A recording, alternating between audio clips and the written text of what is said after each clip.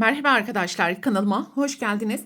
Bugünkü videomda yeni başlayanlar için kolay ve hızlı tığ işi yılbaşı çam ağacı süsünün yapılışını anlatacağım. Umarım sizler için faydalı bir video olur. Anlatımını yapacağım. Yılbaşı süsünde 5 katlı orta kalınlıkta ipler kullanacağız. Tığ numarası olarak ise 2,5 milimetre ile öreceğiz. Hazırsanız haydi vakit kaybetmeden yılbaşı süsünün yapılışına başlayalım. Yılbaşı süsünün yapılışına simli ip ile sihirli halka yaparak başlayalım. Simli ipim ince olduğu için 2 kat yaptım arkadaşlar. 3 zincir.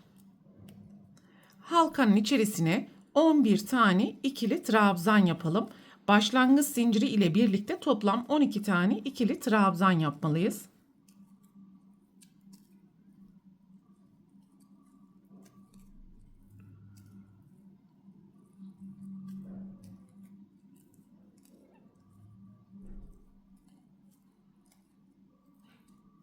Toplam 12 tane ikili trabzanı yaptıktan sonra sihirli halkanın ipini sıkıştıralım ve ilk yapmış olduğumuz zincirin tepesine kayma dikiş yaparak sırayı tamamlayalım. Bir zincir yaparak ipi keselim. İkinci renk ile devam edelim.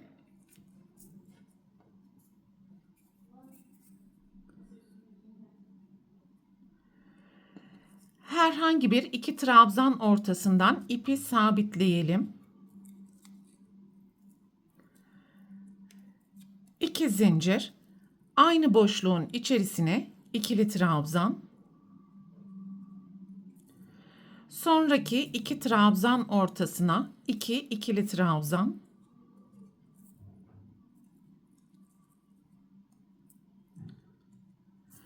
Sonraki iki trabzan ortasına 2 ikili trabzan. Bu şekilde sıra sonuna kadar devam edelim ve toplam 12 tane grup oluşturalım.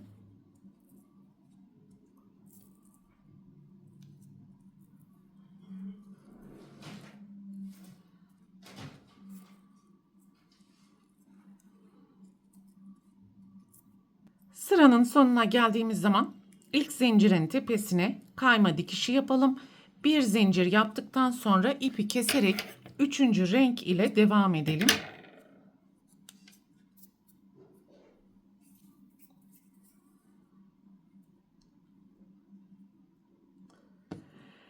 Yapmış olduğumuz herhangi bir grup ortasından ipi sabitleyelim.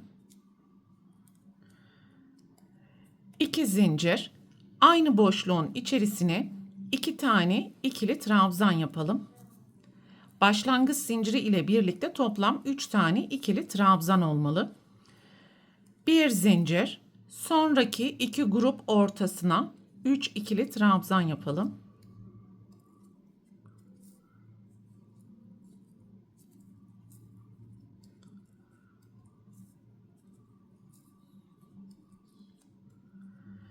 Bir zincir, sonraki iki grup ortasına 3 ikili trabzan. Bu şekilde sıra sonuna kadar yapmaya devam edelim.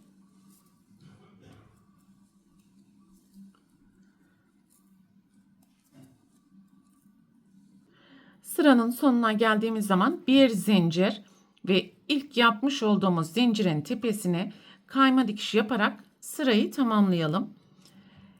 Bir zincir yaptıktan sonra ipi keselim ve dördüncü renk ile devam edelim.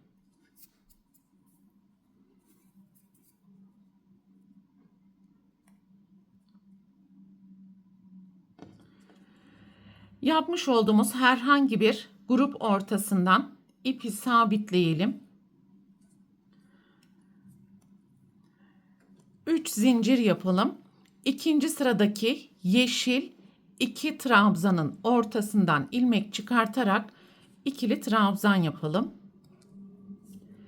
İpi sabitlemiş olduğumuz aynı boşluğun içerisine tekrar ikili trabzan. Bir zincir, sonraki zincir boşluğuna geçiş yapalım. İkili trabzan. İkinci sıradaki yeşil 2 tane trabzanın ortasından ilmek çıkartarak ikili trabzan ve aynı zincir boşluğunun içerisine tekrar ikili trabzan. Bir zincir, Sonraki boşluklara da burada yapmış olduğumuz 2 deseni tekrar ederek devam edelim.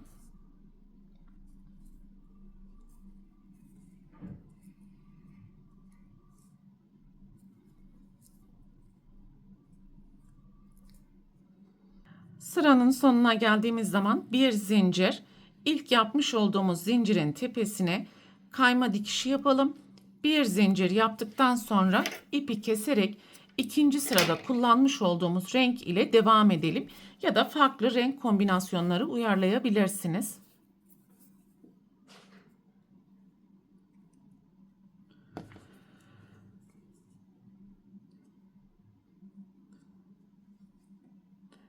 Üçüncü sırada yapmış olduğumuz kırmızı renk ile 3 tane ikili trabzan bulunmakta. Bunun ikincisinin içerisine ikili trabzan yapalım. 3 zincir. Önde görünen 2 ilmeğin içerisinden ilmek çıkartarak kayma dikişi yapalım.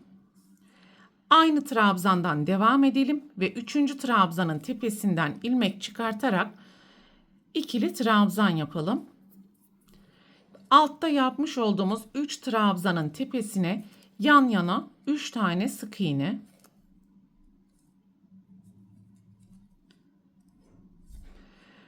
Üçüncü sırada yapmış olduğumuz ikinci trabzanın tepesinden ilmek çıkartarak ikili trabzan,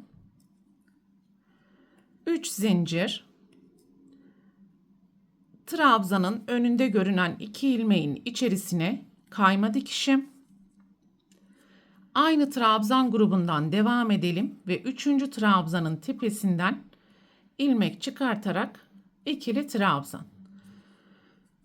Alttaki beyaz renkli 3 trabzanın tepesine yan yana 3 tane sık iğne yapalım ve bu şekilde sıra sonuna kadar ilerleyelim.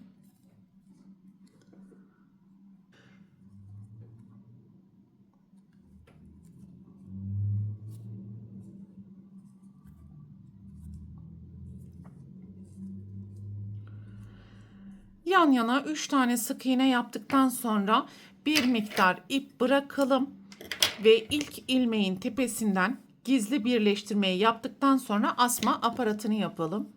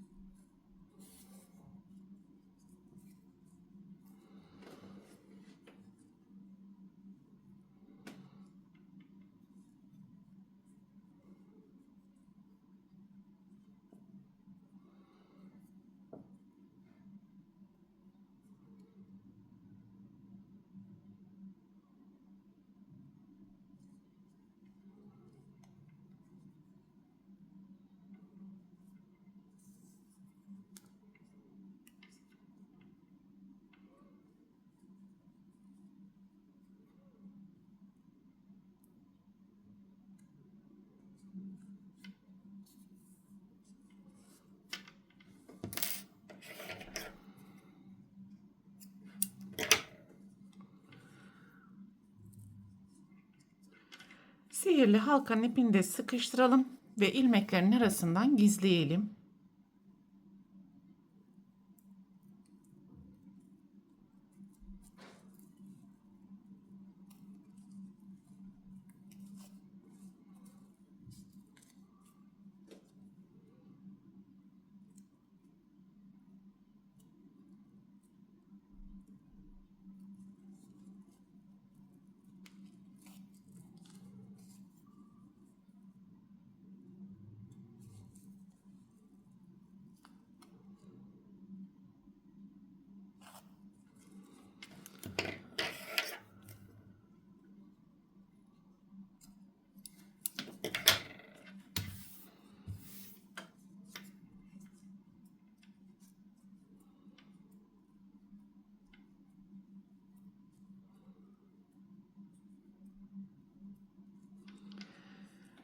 Böylelikle yılbaşı çam ağacı süsünün de tüm yapılış aşamalarını tamamlamış olduk arkadaşlar.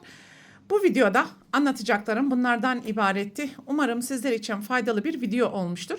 Sonraki eğitim videosunda görüşene dek lütfen kanalıma abone olarak videomu beğenmeyi ve sevdiklerinizle paylaşarak düşüncelerinizi yorumlar kısmında belirtmeyi unutmayın lütfen. Hoşça kalın.